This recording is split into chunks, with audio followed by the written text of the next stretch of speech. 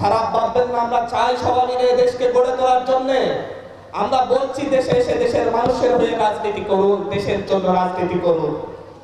দীর্ঘ সময় ধরে আওয়ামী অত্যাচারের কষাঘাতে নির্যাতিত হয়ে আপনারা দেশ থেকে দূরে আছেন, কিন্তু যেদিন শেখ হাসিনা পতন হয়েছে আপনাদের সকল মামলা খালাস হয়ে গিয়েছে, কোনো মামলা নাই, কোনো কিছু নাই, তারপর কি দেশের মাটির ধান নিতে আপনাদের ইচ্ছা হয় না?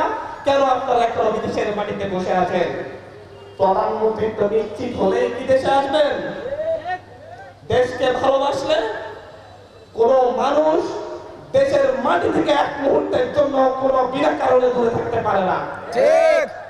আজকে এই কথাগুলো বলতে হচ্ছে কারণ আমরা নতুনের রাজনীতিতে এসেছি।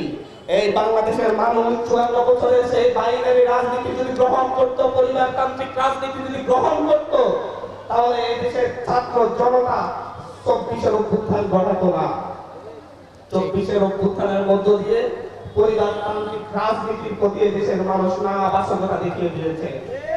আমরা বলছি এই দেশ স্বাধীন হয়নি, এই দেশকে কোন পরিবারের কাছে ইজারা দেওয়া হয়নি।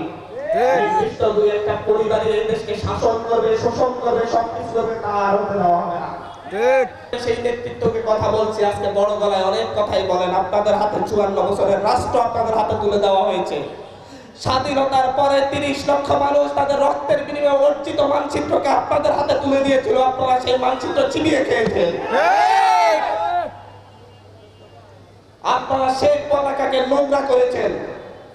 আজকে বড় গলায় অনেক কথা বলবেন যে অমুক দল, অমুক নেতাদেরকে, অমুক দলকে মুতে দিলে বেঁচে যাবে, কিন্তু মুখতে তো 16 বছরও পারতেন, মুখে দিতেন, সব ভেসে যেত। তাহলে আমাদেরকে অন্তত